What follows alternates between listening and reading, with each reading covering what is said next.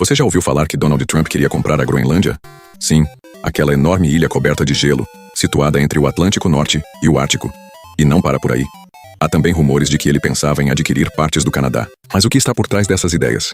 Elas parecem absurdas à primeira vista, mas, quando olhamos com atenção, percebemos que há muito mais do que aparenta. Então vamos mergulhar fundo nessa história e entender o que realmente estava em jogo. Primeiro, precisamos falar da Groenlândia.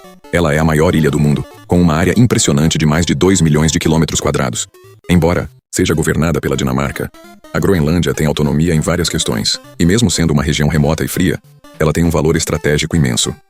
Trump enxergava isso claramente. Para ele, a Groenlândia era mais do que uma ilha de gelo. Era uma oportunidade econômica, militar e política. Militarmente, a Groenlândia é uma peça-chave. A base aérea de Thule, localizada ao norte da ilha, já é operada pelos Estados Unidos desde a Segunda Guerra Mundial. Ela é essencial para a defesa americana, especialmente no monitoramento de mísseis balísticos e atividades no Ártico. E com o aumento da tensão entre grandes potências como Estados Unidos, China e Rússia, ter um ponto estratégico como esse se tornou ainda mais valioso. Agora vamos falar dos recursos naturais. A Groenlândia é rica em minerais raros como terras raras, que são fundamentais para a produção de tecnologias avançadas, como smartphones, painéis solares e até equipamentos militares. E com o derretimento do gelo causado pelas mudanças climáticas, esses recursos estão se tornando mais acessíveis. Além disso, há estimativas de que a ilha possua reservas de petróleo e gás natural ainda não exploradas. Para Trump, tudo isso representava uma oportunidade econômica gigantesca, especialmente para reduzir a dependência dos Estados Unidos em relação a outros países, como a China. Mas e o Canadá? Bom, ao longo da história, o Canadá tem sido um dos parceiros mais próximos dos Estados Unidos. Ambos compartilham uma longa fronteira, além de laços econômicos e culturais. Só que Trump não via isso apenas como uma parceria. Relatos indicam que ele chegou a sugerir, em conversas informais, a ideia de adquirir partes do Canadá. Por quê? Primeiro, o Canadá também é extremamente rico em recursos naturais. Minérios, petróleo, gás natural, florestas, tudo isso tem enorme valor para os interesses econômicos dos Oneiwa.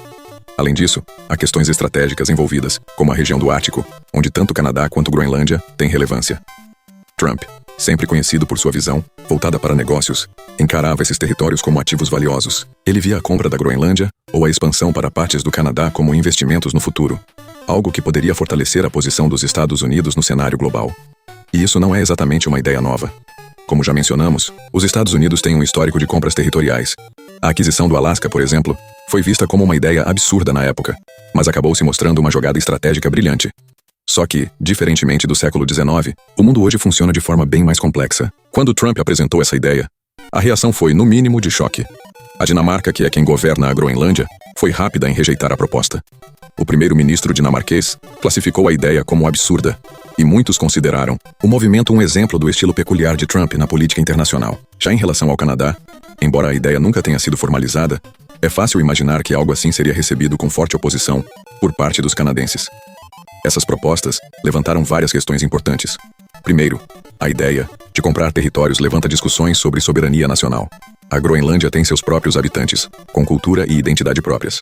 Para eles, ser comprado como se fossem uma mercadoria é algo ofensivo e impensável. O mesmo vale para o Canadá, que tem uma história profundamente conectada à preservação de sua independência e identidade em relação aos Estados Unidos.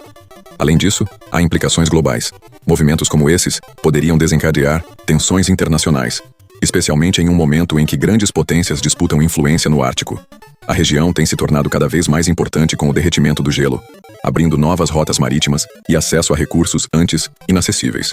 Mas, no fim das contas, Trump não conseguiu levar essas ideias adiante. Elas acabaram sendo mais uma das muitas controvérsias que marcaram sua presidência.